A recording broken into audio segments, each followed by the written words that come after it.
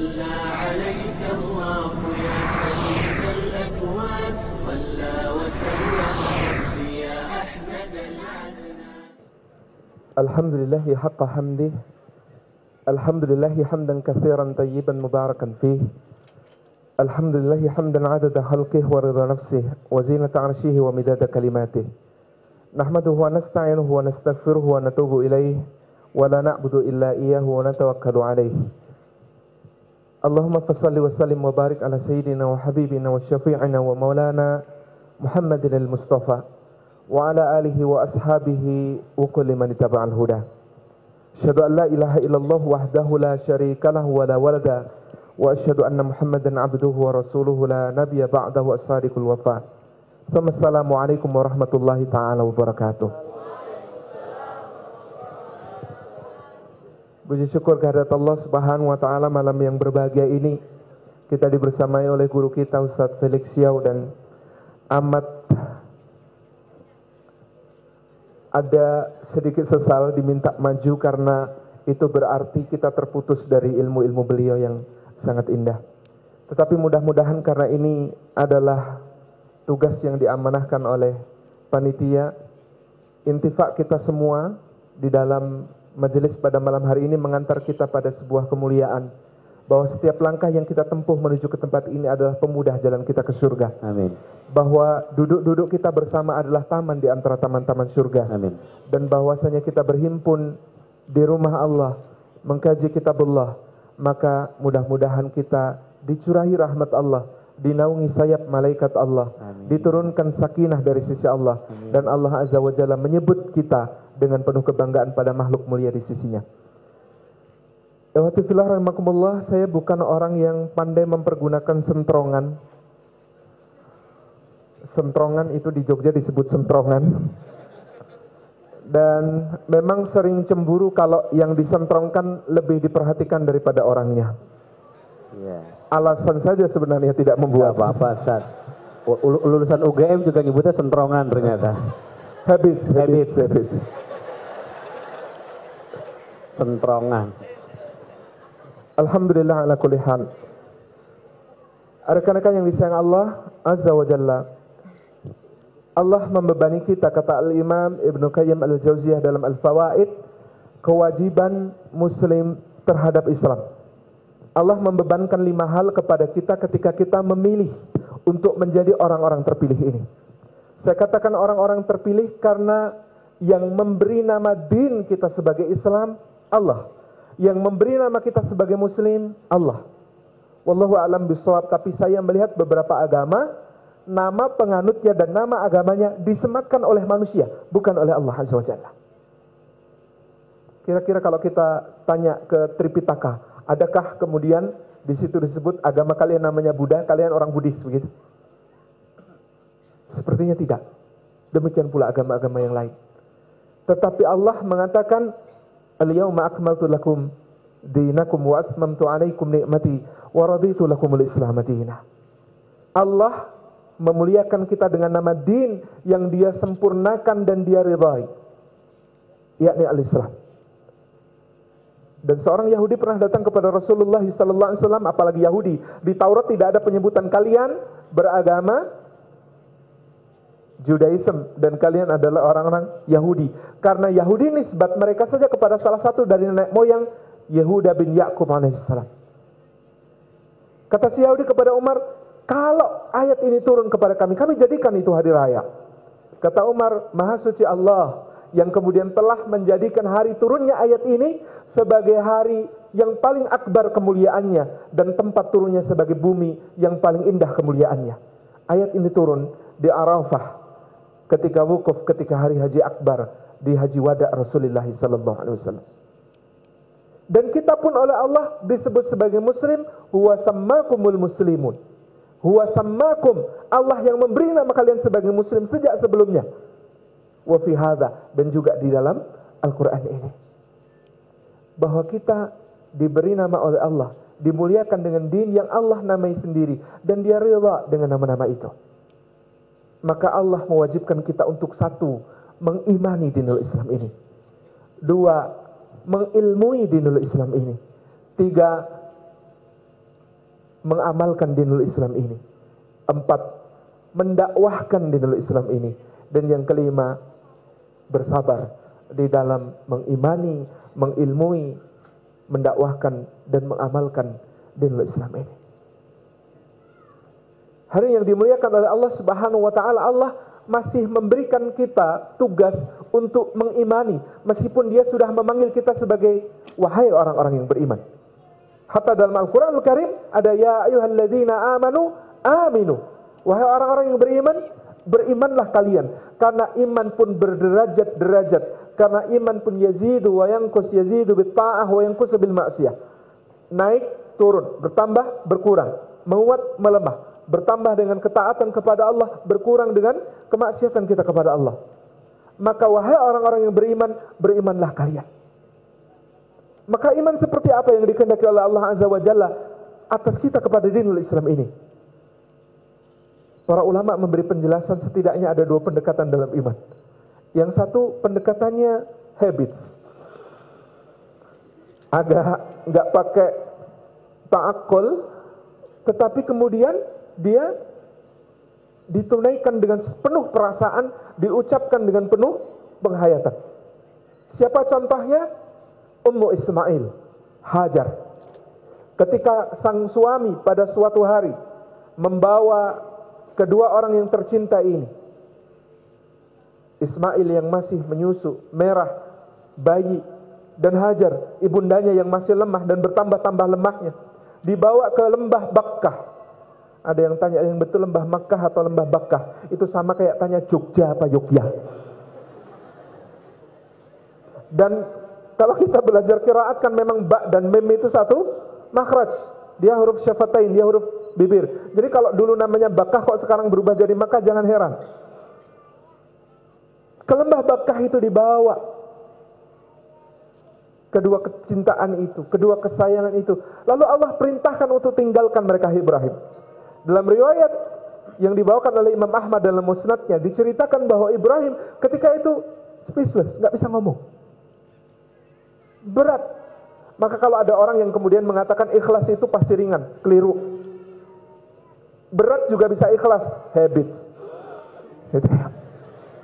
Berat juga bisa ikhlas. Makanya Allah mengatakan infiru khifafan wa thiqalan. Berangkatlah dalam keadaan ringan maupun berat. Wajahidu fi sabilillah. Dan berjihad di jalan Allah dengan harta dan jiwa. Kenapa? Karena ada orang berangkat jihad ringan. Sebabnya apa? Di rumah diomelin istri terus, mendingan berangkat jihad. Ada orang yang berat berangkat jihad. Kenapa? Di rumah istrinya salihah, anaknya qurrata a'yun semua, tetangganya salihun dan salihat. Nikmat di rumah rasanya, maka berangkat jihad itu berat. Tapi ketika Aisyah radhiyallahu anha mengeluh, ya Rasulullah beratnya puasa musim panas, ajruk yang ala qadri nasabik. Pahalamu itu sesuai dengan kadar kepayahan yang kau raksakan untuk memaksa dirimu mentaati Allah. Habits. Kembali ya ke ilmu beliau, Masya Allah. Jadi ini ikhwatifillah rahimakumullah, Ibrahim alaihissalam pun merasakan berat itu. Ya Rabbi, dia anakku, dia cintaku, dia sibiran tulangku, dia buah hatiku, dia darah dagingku. Aku tinggalkan di sini, ya Rabbi. Berat, bahkan untuk menyampaikan kepada istriku pun aku tidak kuat. Lalu dia berjalan perlahan ke arah utara. Dia tinggalkan Hajar. Hajar merasa, loh, kok jalan? Dia kejar. Hai Ibrahim, kenapa kau tinggalkan kami? Mendengar pertanyaan semacam itu, Ibrahim tidak mampu menjawab. Dia hanya berhenti sejenak, menghela nafas panjang, dan kemudian jalan lagi. Dikejar lagi oleh Hajar. Hai Ibrahim, kenapa kau tinggalkan kami? Tidak mampu menjawab lagi. Sampai 3 kali dia bertanya dan tidak mampu menjawab. Ini ciri calon istri atau istri yang cerdas. Kalau tanya 3 kali berturut-turut tidak dijawab, ganti pertanyaannya. Maka kata Hajar, apakah ini perintah Allah? Apakah ini perintah Allah? Begitu mendengar kalimat itu, Ibrahim seperti tersengat. Dia berbalik, dia genggam lengan istrinya, dia tatap matanya. Bukan adegan dalam. Dia tatap matanya, kemudian dia katakan, iya ini perintah Allah. Maka Hajar dengan segera menepis tangan suaminya dan mengatakan sebuah kalimat yang sangat menakjubkan. Kalimat iman. Kalimat iman itu berbunyi, Kalau ini perintah Allah, maka sekali-kali Allah tidak akan pernah menyanyiakan kami. Pernah dengar kalimat itu? Kalau ini perintah Allah, maka sekali-kali Allah tidak akan pernah menyanyiakan kami. Mari bayangkan diri menjadi seorang Hajar, wanita yang disebut oleh Rasulullah SAW sebagai orang Kibti, yang suwaida, kulitnya kehitam-hitaman, yang tubuhnya lebih pendek, yang kulitnya keriting, dibandingkan dengan Sarah yang kalau separuh ketampanan pria diberikan kepada Yusuf, maka separuh kecantikan wanita diberikan kepada Sarah. Bayangkan perasaan seorang istri semacam itu ditinggalkan di lembah Bakkah. Kalau saya jadi Hajar, saya katakan, oh, ini di antara gelisah, resah, galau, segalau-galaunya. Ustadz Felix berasal, lahir di kota ibu Palembang, iya, ibu kota galau se-Indonesia. Karena orangnya wong kita galau.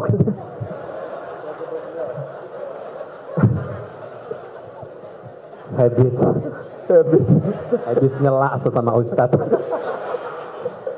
Jadi dalam keadaan semacam itu, cekaman yang paling sering dialami seorang wanita adalah cemburu. Dan saya bisa berempati kalau saja Hajar mengatakan, oh jadi kami ditinggalin di sini biar mati kelaparan. Kamu mau seneng-seneng sama istrimu yang cantik itu, yang di Palestina itu. Iya, saya sangat bisa berempati kalau Hajar mengatakan demikian. Tapi subhanallah, Allah menjaga lisan suci Hajar. Yang terucap adalah, kalau ini perintah Allah, maka sekali-kali Allah tidak akan pernah menyanyiakan kami.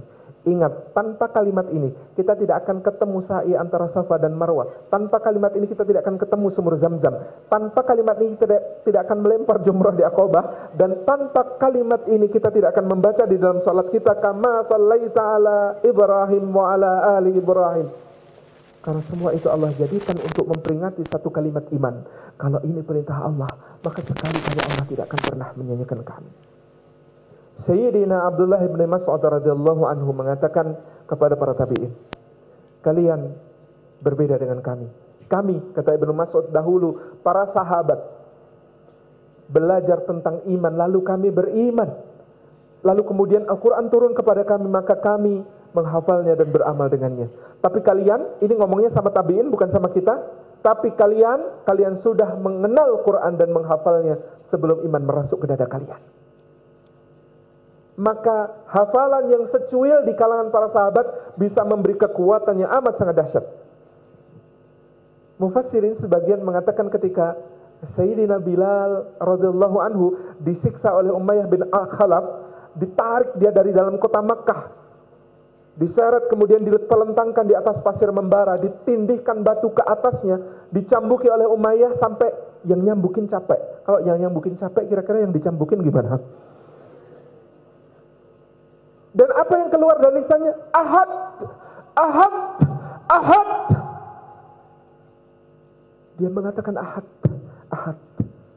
Sebuah syiar yang sangat agung sampai oleh Rasulullah digunakan di perang Badar. Beliau bersama para sahabat meriakkan yang diteriakkan Bilal itu ahad, ahad, ahad. Padahal apa?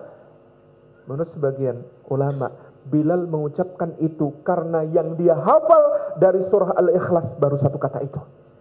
Dia ingin mengucapkan qul huwallahu ahad, Allahus samad, tetapi dia tidak mampu mengingat semuanya. Yang dia ingat hari ahad. Apakah kita yang menghafal surah Al-Ikhlas yang menjadikannya favorit dalam bacaan salat kita? Habits. Ketika kemudian mendapatkan ujian, mihnah seperti Sayyidina Bilal, mampu untuk menahannya seperti beliau dengan keimanan kepada ahad, ahad, ahad itu. Kewajiban kita adalah mengimani din ini. Seperti Hajar mengucapkan, kalau ini perintah Allah, maka sekali-kali Allah tidak akan pernah menyanyiakan kami. Ini ada habits. Dan Bilal juga habits. Ahad, ahad, ahad. Diulang-ulang. Habits. Tapi ada yang kemudian pendekatannya ta'akuli. Ini juga iman. Siapa itu? Para sahabat radhiyallahu anhum ajma'in, ketika kemudian datang kepada mereka berita yang sangat menggemparkan di Madinah bahwa pasukan Makkah berhimpun beribu-ribu orang, jumlahnya tidak pernah dilihat di seluruh jazirah Arab. Pasukan sebesar itu banyak sekali dengan satu tujuan, menghancurkan Madinah. Peristiwa itu Ahzab, mereka bersekutu menjadi satu. Kemudian Sayyidina Salman Al-Farisi dalam musyawarah bersama Rasulullah SAW mengusulkan, ya Rasulullah, kita gali parit karena tidak cukup waktu bagi kita untuk membangun benteng, karena tidak memungkinkan bagi kita untuk menahan mereka dengan kubu-kubu, karena kami dulu di Persia melakukan ini. Bagian utara yang paling terbuka, ini yang kukira akan menjadikan mereka masuk lewat utara. Timur, barat, selatan kota ini cukup terlindung oleh bukit dan pohon-pohon kurma. Ya Rasulullah, kita gali di bagian utara. Berapa besar khandak itu? Menurut Ibnu Hisham, khandak itu lebarnya kuda melompat ke cemplung. Kalau kuda melompat ke cemplung, nah segitu lebarnya. Dalamnya, kalau kuda kecemplung nggak bisa naik. Patokannya begitu. Jadi kalau kuda melompat ke cemplung, kalau kuda kecemplung nggak bisa naik. Itu saja patokannya. Maka mereka kemudian bekerja keras luar biasa menggali khandak ini, sampai satu hari ketemu dengan sebuah batu yang sangat besar. Rasulullah datang, dipanggil, kemudian beliau angkat beliungnya tinggi-tinggi. Apa yang tampak pada para sahabat dan membuat mereka malu? Ikat pinggang Rasulullah diganjal dengan 2 buah batu, sementara para sahabat hanya 1 batu. Dan beliau dengan mengucap basmalah dan kemudian bertakbir menghantamkan beliungnya ke arah batu itu, tidak cetar membahana, tetapi kemudian rekah dan memercikkan api tinggi. Lalu Rasulullah kemudian mengucapkan, Allahu Akbar, aku diberi kunci-kunci negeri Syam. Aku diberi kunci-kunci negeri Syam. Aku bisa melihat istana-istana merahnya dari tempatku berdiri. Para sahabat bertakbir. Dihantam kedua kali, memercik lagi api tinggi, lalu kemudian Rasulullah mengatakan lagi, Allahu Akbar. Kali ini lebih tinggi, retakannya lebih besar. Aku diberi kunci-kunci negeri Persia. Demi Allah, kali ini aku bisa melihat istana-istana putih di Madain, di Persepolis. 3 kali Rasulullah mengatakan, Allahu Akbar, aku diberi kunci-kunci Yaman. Dari sini aku bisa melihat gerbang-gerbang San'a. Ini luar biasa membuat para sahabat menjadi amat sangat teguh, sahabat, karena kemudian disinilah Allah menurunkan ayat laqad kana lakum fi Rasulillah uswatun hasanah. Ketika itu kemudian bertambah semangat mereka, tetapi ujian datang ketika pasukan itu datang benar menyerbu. Hunalika batuliyal mu'minuna wa zulzilu zilzalan syadida. Ketika itu orang mukmin ditimpai balak bencana dan diguncang seguncang-guncangnya oleh Allah Subhanahu wa taala, maka yang bertahan imannya adalah orang-orang terpilih. Ketika kemudian datang dari atas dan bawah, lalu kemudian kaum mukminin di Madinah merasa mandang saja nggak bisa fokus. Karena rasa takut yang mencekam dalam hati, dan seakan-akan hati naik menyesak ke kerongkongan. Pernah hati naik menyesak ke kerongkongan? Biasanya cuma sampai sini ya, naik motor, wah gitu. Itu nggak sampai kerongkongan. Tadi ketika disuruh pegang dada kiri itu saya bingung karena jantung saya di kanan. Beneran ini. Beda sendiri. Memang beda sendiri, habits. Habits mana ya? Qadarullah memang berbeda. Nah, ikhwati fillah rahimakumullah, yang terjadi kemudian mereka terguncang luar biasa. Sampai salat saja itu harus digabung, duhur, asar, maghrib, isya, tengah malam, karena saking ketatnya pengepungan. Kalau satu orang meninggalkan posnya, pertahanan bisa tembus. Lalu berkomentarlah orang-orang munafik, Nabi kita nih menghayalnya kejauhan nih. Nabi kita mulai biasa, orang stres, gak waras dikit. Masa kita hari ini di tempat kita sendiri, di rumah kita sendiri, kemudian kencing aja nggak sempet, bisa-bisanya ngomongin Syam, Persia, Yaman, kejauhan khayalnya. Biasa, stres. Jangan ngomong-ngomong, tapi memang stres dia gitu. Munafik kan? Apa kata kemudian orang-orang mukmin?